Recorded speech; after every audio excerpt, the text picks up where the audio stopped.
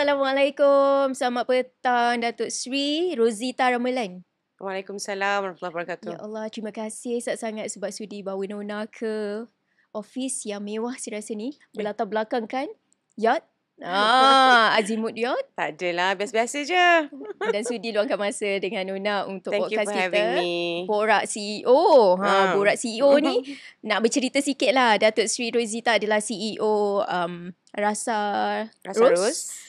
Juga CEO Kabinet Prive. Yes. Dan Azimut Yacht. Yes. Masya Allah, Azimut Yacht banyak Malaysia. Banyaknya bisnes tu. Tak adalah sebanyak orang lain. Allah. Tapi itulah kita nak menggali kejayaan-kejayaan, kisah kejayaan, inspirasi pengalaman daripada Datuk Sri yang tentunya banyak lah kan sepanjang dah berdekat rasanya kan dalam bidang bisnes ni. Tapi sebelum tu, kita tahu dulu apa satu perkara kecil yang membuatkan Datuk tersenyum gembira hari ini. Hari ni? Sebab jumpa ada Nona tak? lah.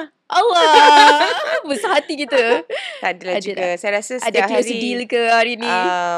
Close deal tu ada. Tapi bagi Okay, saya kalau kita dah Alhamdulillah. close deal tu, kita kena move on quickly. You know, untuk berjaya kita tak boleh melihat terlalu lama ataupun berada terlalu lama di pasak selesa.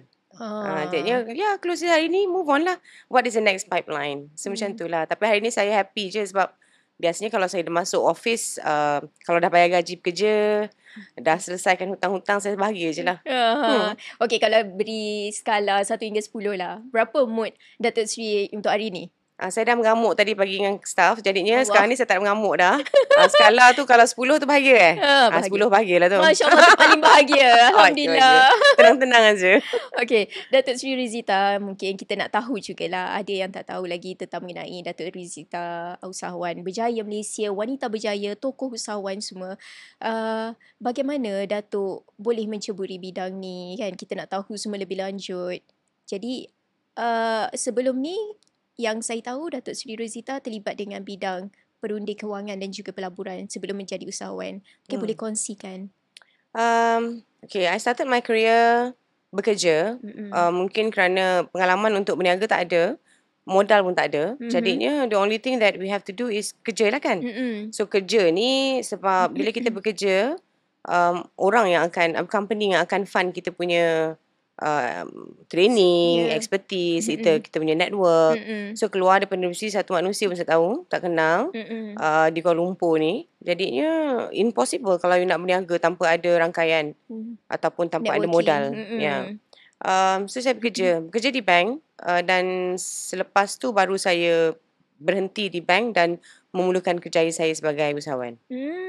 Kerja di bank tu selama berapa lama? Saya dalam 8 tahun. 8 tahun. Ya, 8-9 tahun. Tapi kerana pada ketika tu saya diconsidered sebagai salah satu daripada pegawai yang top performer lah. Jadinya saya dihantar training di banyak tempat. Dan kemudian saya ke Singapura. Selepas ke Singapura dan saya ke Australia.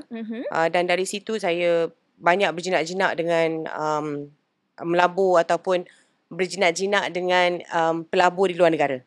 So dari situlah gain experience semua. Experience yang mana Malaysia tak ada lagi waktu tu. Jadinya kita adalah salah satu daripada pekerja ataupun staff yang mana dibentuk melihat dunia luar. Dari situlah nampak peluang dan cuba untuk terus mendalami bidang tu. Ya, betul. Kerana Malaysia mempunyai banyak peluang, cuma tinggal lagi mereka tidak ada seseorang yang boleh mengendalikan perniagaan-perniagaan itu ataupun untuk mengenali network di Malaysia kan. Jadi saya lah pengantara, bahasa pun barrier. Jadinya dari segi itu saya nampak di mana saya boleh posisikan diri saya sebagai local tapi dengan global perception ataupun global experience. Difahamkan juga masa tengah bekerja di bank juga, Datuk Sri Rozita pernah menjual kepak ayam secara kecil-kecilan.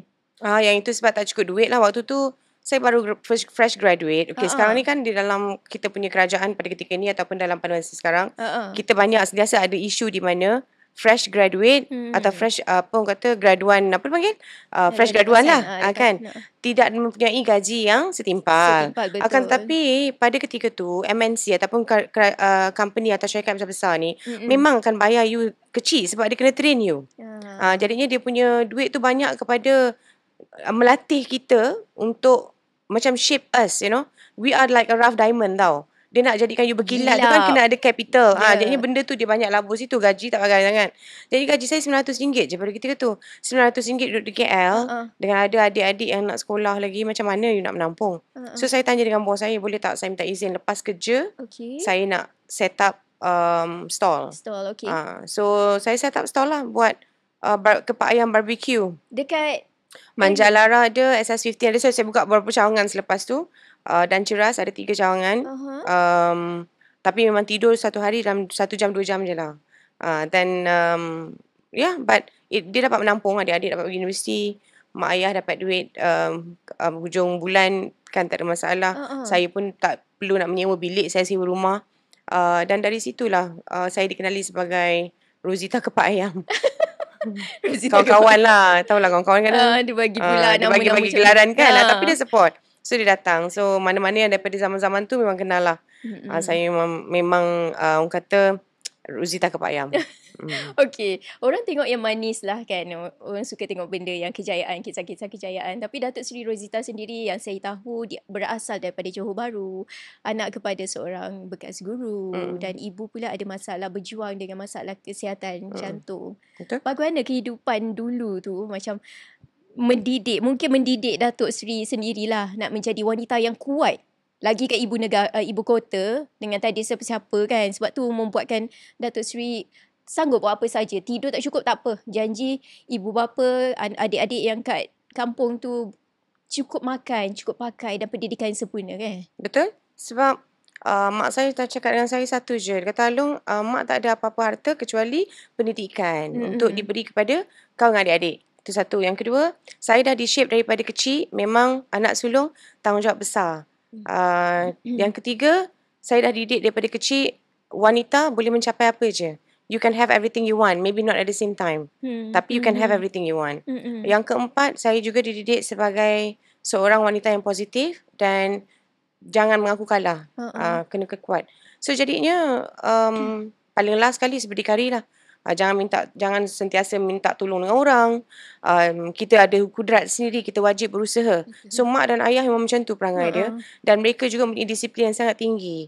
Waktu bangun kena tetapkan, waktu makan kena tetapkan, waktu ni semua. Memang kita diajar sangat, orang kata memang diajar bersungguh-sungguh oleh mak dan ayah untuk mentataklolakan kehidupan sendiri dan menjadi orang yang berjaya. Jadinya nama ayah tu dibawa atau di-carry dengan sempurna.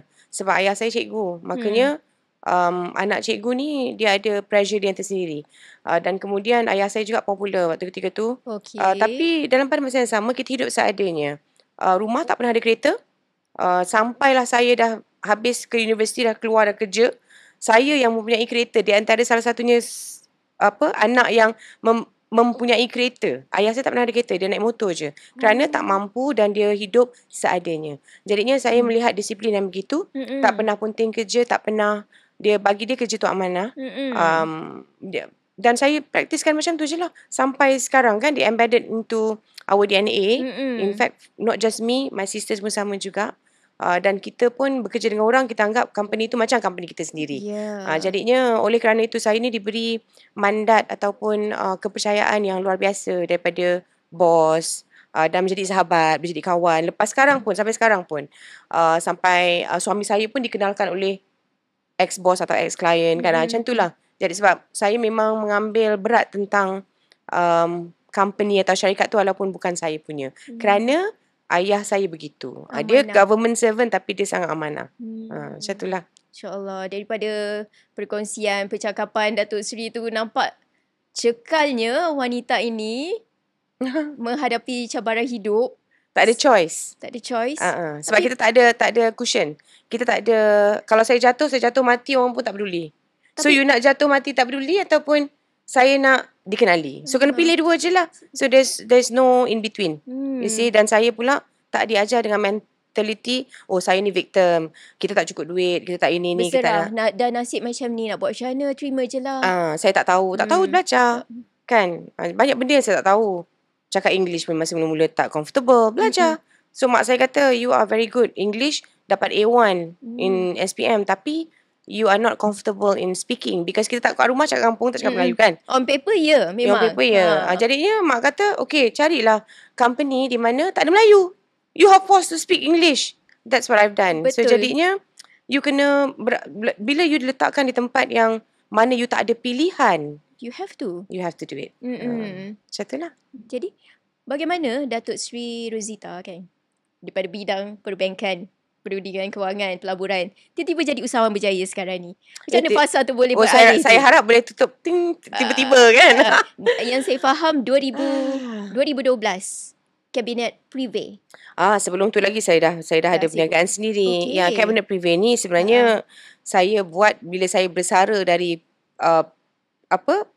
business yang sebelum tu. Okay. Before that I had company by the name of IR Elite. So IR Elite ni Industrial Relation Elite Corporation. Okay. Kita ni advise company dan pelabur untuk melabur di bidang hartanah. Sama ada di sini atau di luar negara. Tapi pada ketika tu saya fokus di Sydney, di luar negara. Dan juga kita juga advise klien untuk melabur di luar negara dalam certain orang kata aset lah kan. So itulah start dia. Okay. Dan kemudian barulah bekerja. Perjalanan saya sebenarnya panjang. So jadinya daripada Malaysia ke Singapore ke Australia, saya jadi PR di Sydney. Dapat PR di Sydney, saya ada rumah kat sana dan dah selesa. Tapi apa-apa pun saya balik Malaysia. Setiap 2 bulan mesti saya akan duduk Malaysia dalam masa 2 minggu. So saya sentiasa balik. Pergi balik. Tak, sekarang tak adalah. Okay. Tapi dulu waktu tu bujang kan. So jadinya mudah nak bergerak.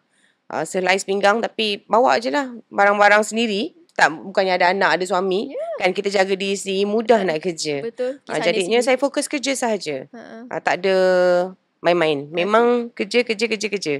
So macam adik saya ke kawan-kawan yang mana tahu, saya memang kaki kerja. Tak rasa ke tak macam kawan-kawan sebaya yang enjoy dulu life, tak adalah terlalu fikir kerja je? Sebab bagi saya duit tu penting. Money is important. I want a comfortable life at the age of 40. Dah ada I target. nak jadi millionaire at the age of 30. Macam mana saya nak main? Tapi bila dah dapat duit, after that, I can do anything I want. I nak cuti 2 bulan ke? I nak pergi travel ke? But I make sure I travel first class. You see? Betul. So jadinya, temporary sacrifice for a long term gain. I tengok jauh. I tak nampak depan. Tak apalah kawan pergi tengok wayang, pergi karaoke. Tadi Datuk Sri ada cakap target dalam umur 30 atau 40 nak jadi jutawan. Yeah. So memang at that age tu memang dah dapat apa yang diimpikan? 28. 28? Yeah, 28 tak lama. So kalau you kata sacrifice banyak tu, then 28 tapi 28 jadi jutawan kerana saya dapat fees yang besar waktu tu. Because saya jual building kan, bangunan dan sebagainya, dan ada investor yang datang. So I've been paid by my deliverables lah. Maknanya apa yang I deliver, itu yang dapat. So yeah, I shared with my partner. Kita memang semua dah jadi millionaire waktu tu, 3 of us. Cuma tinggal lagi pada ketika tu, tak adalah kita berapa ya, we reinvest lah. So saya beli Kembangkan property. lagi. Beli hartanah. Katanya awak investment consultant kan. Takkanlah awak sendiri tak nak buat untuk diri sendiri kan. Kalau boleh untuk kayakan orang, macam mana tak kayakan diri sendiri pula. So saya invest duit tu. Jadinya hidup sederhana je. Saya masih pakai saya punya kereta Toyota Vios. Saya tak tukar kereta cantik-cantik kan. Time tu handbag belum lagi. Tak ada, memang tak sentuh. Tak sentuh. Saya memang pakai Calorino sahaja. Brand yang begitu, Vinci, brand yang begitu. Janji cantik, molek, presentable kan. I just be myself. Sebab duit tu tak mencukupi sebab saya nak melabur. That is discipline. Tapi Datuk, bilanya masa ni nak enjoy duit yang ada tu? Ada, insyaAllah panjang umur ada. Ada ke? Boleh je dapat sekarang. So selepas kita dah melabur macam tu dan kita melabur dalam perniagaan lain, kemudian daripada umur 28 tahun, what's next? Kalau sekarang kata you dapat 1 juta, can you get 100 million in the next berapa tahun? 10 years. Kalau 1 juta 28, 100 juta boleh tak pada umur 38 tahun? Contoh. 10 Contoh. So kenalah aim higher kan. Betul. So that cycle tu continue. Jadinya siapa pun, bukan saya sahajalah, yang mana kat luar sana yang memang dah betul-betul berjaya, atau saya tak kata saya betul-betul berjaya, ada lagi yang lebih tinggi daripada saya lah kan, yang lagi berjaya. Daripada kabinet tu terus ke? Cabinet privé. Okay, daripada tu sebelum cabinet privé, selepas hartanah, saya bekerja dengan billionaire, the youngest billionaire in Austria.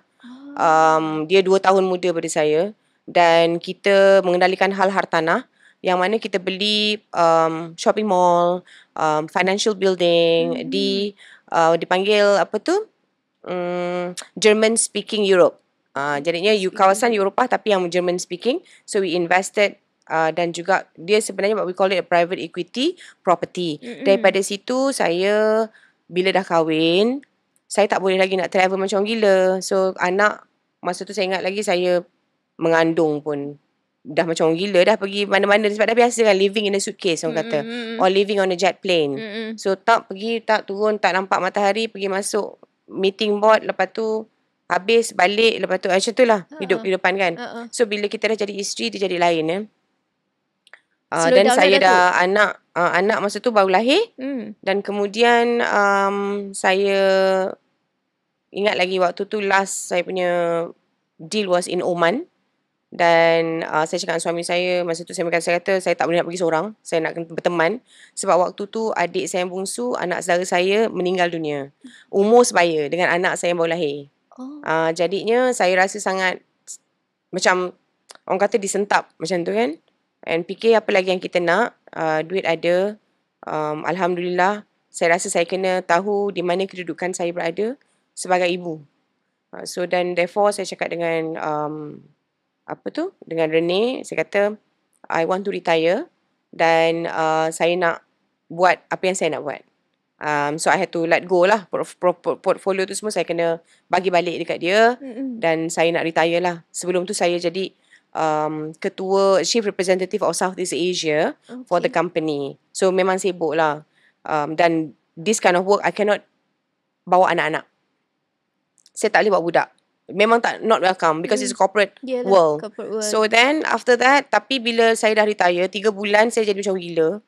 Tengok jam, bila ni laki aku nak balik, dah start. Dia tak boleh dah. I tak boleh dah. Dah buat kuku, dah pilates macam nak gila, dah macam exercise nak mati kan. I dah macam, ya Allah kenapa lambat sangat masa berjalan.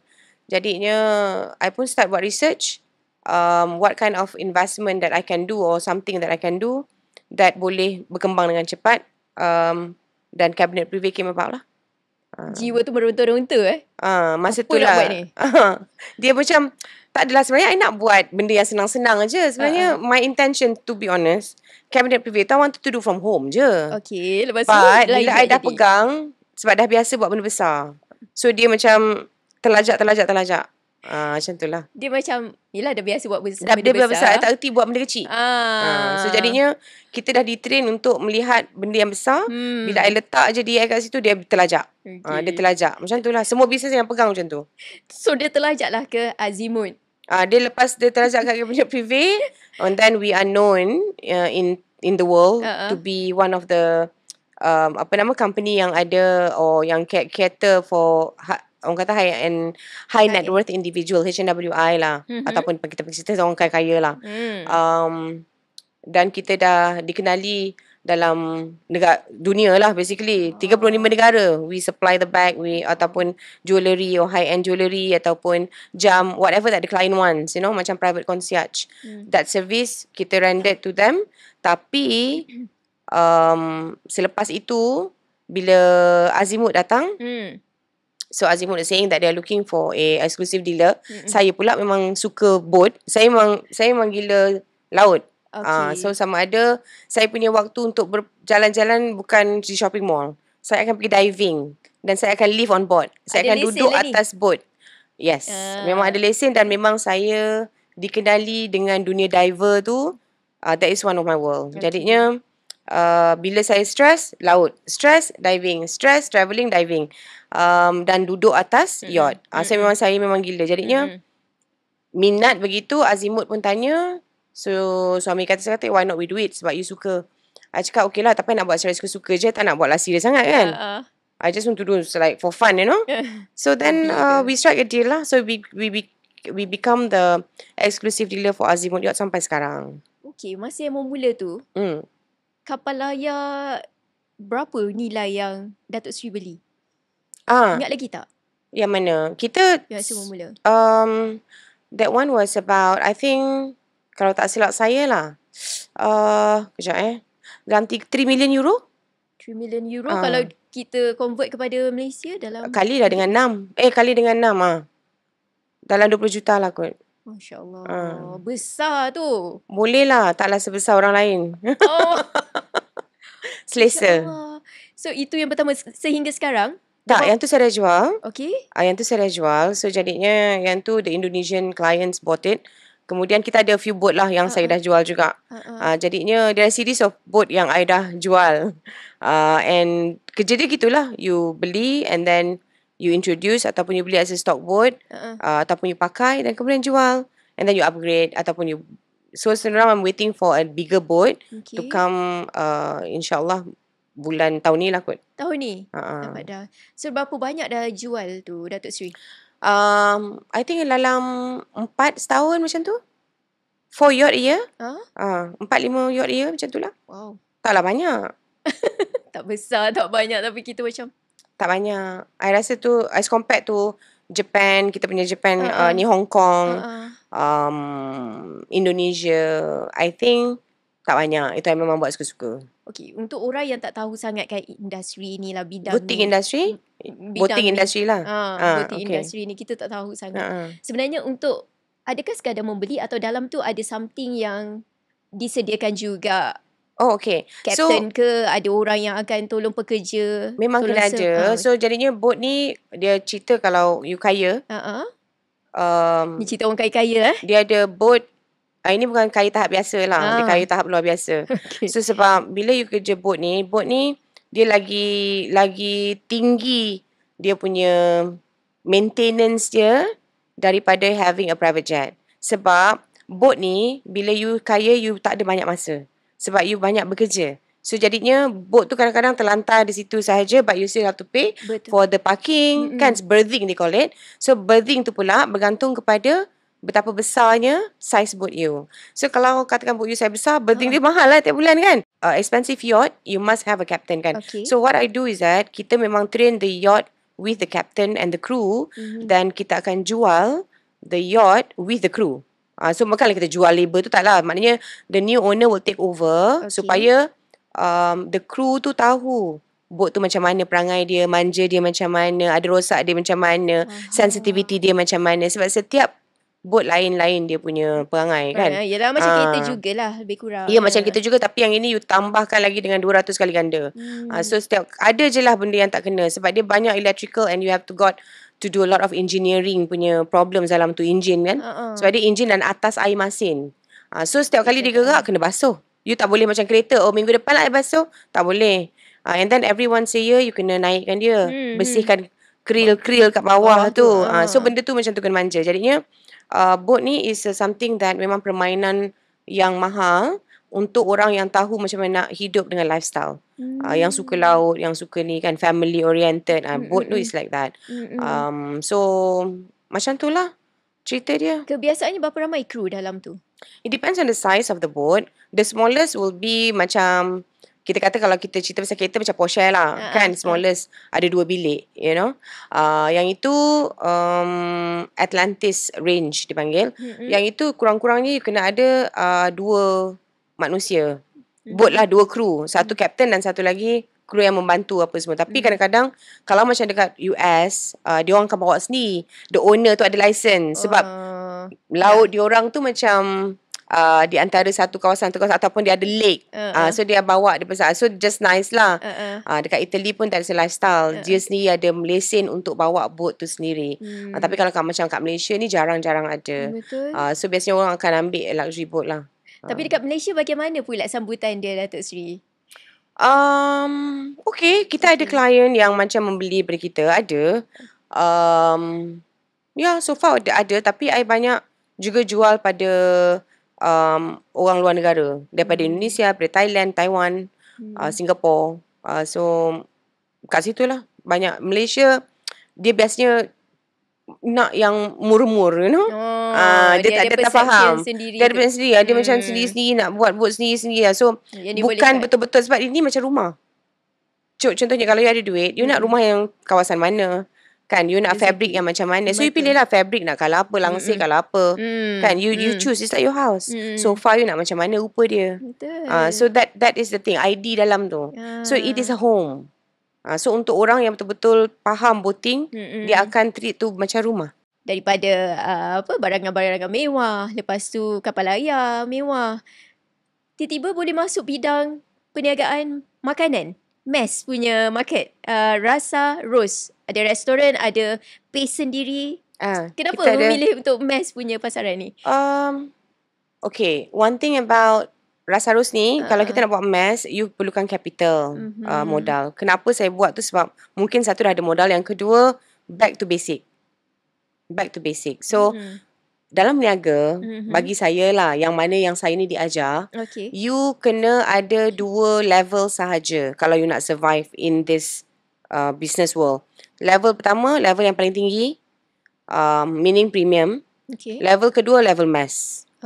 So, kalau you stay dekat middle, you will not survive. Okay. So, jadinya level premium I dah tapau lah kiranya kan. Macam I have, boleh lah orang kata. Taklah saya buat orang lain, tapi selesa. And I think kalau I nak buat apa-apa pun, dalam tidur pun I dah tahu macam mana nak handle business tu. Tapi level mass, I tak pernah sentuh. So, mass nak buat apa? Nak buat tudung, nak buat baju, fashion, fashion, kosmetik. I tak pakai makeup, payah sikit. Lambat-lembat, ni tak tahu apa-apa. Colour tone pun out. Apa yang I tahu adalah masak. My family main in the food business. And then on top of that, kita juga melabur dalam beberapa perniagaan makanan sebelum ni. Jadinya saya dah berjinak di situ, dah tahu. Ada experience tapi tak ada, orang kata bukannya sebagai operation. Kita sebagai consultant. Jadinya bila saya buat sendiri, lagilah kita deep dive into the business kan. Basically saya sebenarnya cari pasal. Itu je. Kalau tak cari pasal, saya dah bahagia dah, tak payah fikir kepala kan. Dia tak boleh sebab orang dah biasa buat kerja banyak ni. Dia akan terus buat satu kerja, dua kerja, tiga kerja. Itulah saya cakap. Suami saya tanya, kenapa Okay, saya cakap kalau kita nak fikir untuk besar punya tak pandang RM10, RM20 ni kan, I would not do this business kan. So suami saya tanya, habis tu kenapa you buat? I cakap sebab I pandang jauh. Apa yang pandang pun tak tahu. Apa yang pandang jauh sebenarnya tu? Nak apa sebenarnya tu? Aduh, tak adalah. I mean, I do have certain dreams on that. Tapi yang tu I rasa tak nak share kat sini. Alah, certain dreams kena keep it to yourself. Kepuasan. Okay, I dah cubalah premium. So, I nak cubalah macam the mass pula. Oh, tak ada. I tak ada benda-benda yang kepuasan ni tak sangat. I'm quite strategic in terms of where I put my money. Tapi Datuk Seri, orang kan selalu nak yang tangkap yang besar-besar je, jerung. Tiba-tiba bila nak mass ni, yelah macam you cakap tadi, RM10, RM20. You dah biasa dapat beribu-ribu, berjuta. Betul. Tapi jangan lupa RM10 kalau sejuta orang beli. So it's mass market product. Yang tu satu. Yang kedua, we also become the supplier for hospitals, for other company yang besar-besar, MNC, OEM from us, nampak macam tu je lah company, tapi yang belakang tu kita orang tak tahu kan. So to me, Horeca ataupun food service business is a fast growing business in Malaysia. So macam yang kata tadi, being strategic where you put your money is. So food is one thing, tapi how? Kan nampak macam restoran, I buka selama setahun ni I buka 2 restoran in a year. Consider very fast lah for a young brand. Tempat pula dekat ROI dan sebagainya kan. So it is something. Now pun ada orang tanya lagi buka dekat kawasan-kawasan di seperti KLCC dan sebagainya. Cuma it's all require capital, satu. Yang kedua, untuk restoran tu is a front facade. Daripada situ I boleh tahu apa yang orang nak, apa yang klien suka, betul ke apa yang kita kata ni, betul ke apa yang kita ketengahkan, food yang kita ketengahkan tu sesuai ke dengan selera semua, kan, ke I syok sendiri kan. Jadinya tu satu. Yang kedua, we also sell to retail Contohnya we are going to go into 7-Eleven soon. 2,600 outlet. 2,600 outlet across Malaysia. 1,600. Outlet Wow. across Malaysia. So this is a nationwide lah, Yalah, nationwide yalah. project. 7-Eleven is latest project, latest deal that I've closed. Alhamdulillah. Yeah, so jadinya I look into macam mass tapi betul-betul scale. What we call it a scalability. Besar lagi. Boleh di-scalekan tak business tu. Kalau tak boleh scale, tak apalah, di rumah je lah. Setakat I buka satu restoran, baik I buka kat rumah je, suka hati aku nak masak. Ya. Betul, benda ni banyak masa. Sebab bagi I buka satu restoran ataupun I run 15 ataupun I ada 2,600 outlet ataupun I ada 10 outlet. It's the same work for me. You faham tak? Jadinya dia sama. Penat tu sama. Penat tu sama. So jadinya kena cepat. Bagi I have to okay, faster lah. Boleh scale tak benda ni? Boleh tak kita kembangkan lagi? Boleh tak kita kembangkan lagi? Macam tu lah. Okay, Tapi saya tak tahulah. InsyaAllah mudah-mudahan doakan supaya berjaya. Okay, tadi Datuk Sri ada cakap minat masak, suka masuk dapur. Kongsilah pengalaman. Oh, saya sebab ada masuk kelas ke? Untuk tak ada. Mak, arwah mak, saya ni dibesarkan tak berkawan sangat. Arwah mak kawan baik. Jadinya adik-adik ramai. So saya memang di dapur. Kerja saya tu di dapur. Adik-adik lain kerja dia menyedai baju, buang sampah dan sebagainya. Saya di dapur. Jadinya daripada umur, sebab mak sudah sakit kan. So umur 9 tahun saya dah pandai masak dah. Jadinya memang ke dapur. So benda tu dah macam mana pandai pun, macam mana hebat pun, wanita itu ke dapur. Tu je lah. Itulah tempat dia. Sampai sekarang masih menyediakan masakan untuk suami? Masih. Tapi kalau saya menyampah tu tak adalah. Menyampah. Agak-agak macam kan anak je ada makanan kan. You grab. Contoh. Masakan apa yang menjadi hebat Datuk Sri masak? Tak tahulah. Tapi setakat ni suami saya suka je. Semua? Tak ada masalah. Ya memang hebat lah, pandai lah masak. Masakan Jawa? Tak ada. I memang pandai sebab my family is a mixed family. So kita ada Chinese, ada Indian sikit, ada. Jadinya semua tu I belajar. Okay. Dan arwah mak dia turunkan. So jadinya ayah saya pula Jawa, Indonesian. So benda-benda macam tu dia makan benda-benda bening. Yang tu pun pandai masak. So spaghetti pula I pergi travel kat Italy dan sebagainya. Banyak kawan Italian, belajar pula Italian. Chinese, my father-in-law, my family also part of it Chinese. Hainanese, pandai pula masak Cina. So dan I pergi Thai pula. Belajar lah lagi. Belajar dengan chef Thai pula. So macam katalah, you kalau nak, si budaya. Kalau suka, minat kan. Tu je lah. Datuk Sri bukan je berjaya. Ada bisnes sendiri, pandai masak, cantik orangnya. Apa lagi? Package semua lengkap dah. Alhamdulillah lah. Alhamdulillah. Hangin je kadang-kadang baran. Okay. Daripada perkongsian Datuk Sri tu tadi kan, Suzy nampak lihat aura tu. Ya ke? Seorang usahawan tu kan. Dia ada karisma dia tersendiri tau. Cara dia cakap. Ya ke? Cara dia meluahkan sesuatu.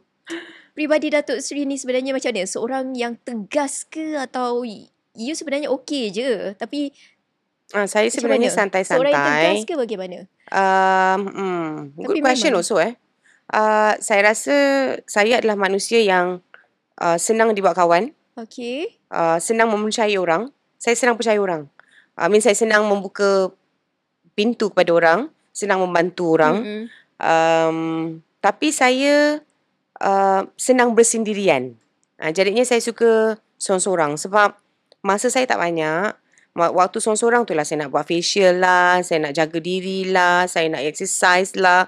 Kan? Saya nak membaca lagi. Nak menulis. Nak buat konten. Benda tu. Jadinya waktu sorang-sorang tu adalah waktu yang sangat berharga bagi saya. Dalam pada masa yang sama saya rasa saya sangat easy going. So kalau easy going lah. Janji jangan orang kata ambil kesempatan. Saya okey je. So setakat ni alhamdulillah staff semua senang bekerja dengan saya. Kita banyak ketawa daripada marah. Tapi kalau saya marah agak teruk juga. But cuma sekarang saya dah banyak kurang marah kerana adik-adik saya selalu tegur lah kan. Macam benda ni. Tapi dan saya pun makin lama tua. So jadi saya rasa macam okey lah. Kalau aku marah ni pun bukan boleh menyelesaikan sesuatu. Betul. Kemarahan ni bukan boleh menyelesaikan apa-apa. Jadinya saya marah suami je lah. Orang lain tak marah. Dengan anak-anak.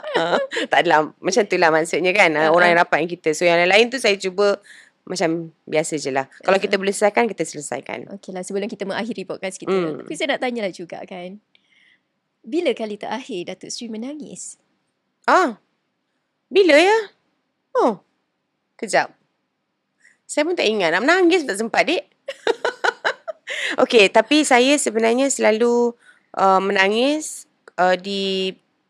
bila saya bangun pagi. Maksudnya, saya selalu bangun tahajud. Kalau tak ada apa-apa, memang tiap pagi saya buat. Waktu tu lah. Kadang-kadang hati tu sebab keadaan. Bila you berniaga, you menjadi usahawan ni, you sebenarnya seorang-seorang. You carry, in fact menjadi wanita, you sebenarnya bersendirian dalam banyak perkara. Kerana jadi wanita ni kena tabah. Nak jaga anak, suami, kalau mana ada ibu bapa, ipaduai, kan kadang-kadang kita memendam, tak nak bercakap. Kalau kita bercakap sangat, orang kecil hati, jadi pergaduhan pula, kan di antara suami dengan keluarga contohnya. Jadinya, dan dalam masa yang sama mengendalikan financial pula kat rumah. Tak kisahlah you usahawan kau tidak atau tidak. Berat jadi wanita ni, penat. Nak menjaga diri sendiri tu belum lagi kan. So kadang-kadang kita sibukkan kesihatan orang lain, kita punya kesihatan terganggu. So benda macam tu lah. So jadinya last saya menangis, saya rasa mungkin bila last month kot. Saya rasa kemungkinan saya rasa last month lah. Tapi tak sempat lah, 5 minit je kot. Tapi I rasa tu cara you untuk healing, I rasa. Bila dah menangis, lepaskan semua. Betul. Tu satu juga. Tapi kadang-kadang kalau saya nak melepaskan semua, saya tengok juga Netflix. Cerita-cerita yang macam yang boleh buat you nangis.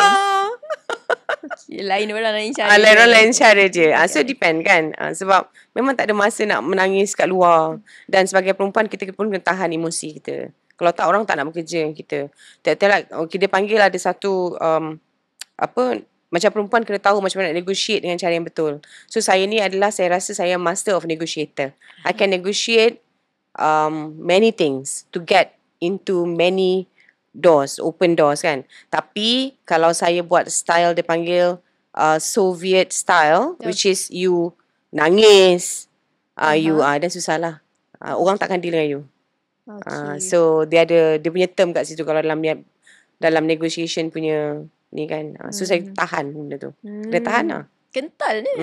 Dia tahan. Okay, Datuk Seri, okay lah. Akhir soalan kita.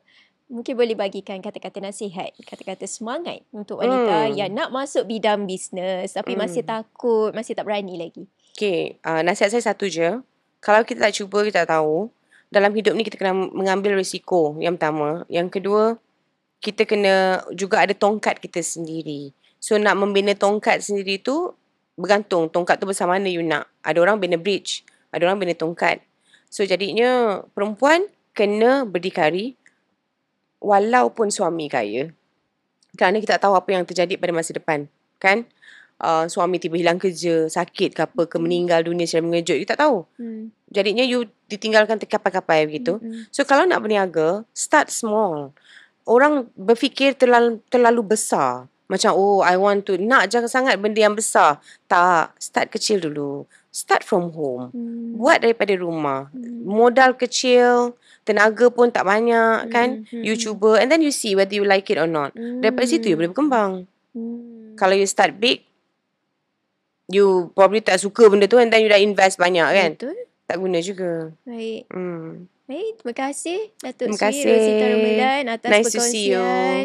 Alhamdulillah. Kata-kata semangat semua tu, I rasa you antara usahawan wanita yang berjaya.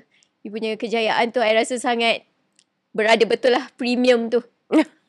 Bukan bidang yang selalu orang masuk ceburi. Ya, sesuatu yang lain. Mudah-mudahan Tahniah. kita berjaya. Tahniah atas usaha tu, Alhamdulillah. kegigihan Panjang menjadi lagi jalan. inspirasi, tambang InsyaAllah. kejayaan kepada wanita-wanita Malaysia insya-Allah selepas ni. Terima kasih Terima juga kasih. sudi meluangkan masa dengan Nona untuk Borak CEO. Semoga kita berjumpa lagi di lain episod dan masa. InsyaAllah. Alhamdulillah. Terima kasih. Sama-sama. Assalamualaikum. Waalaikumsalam.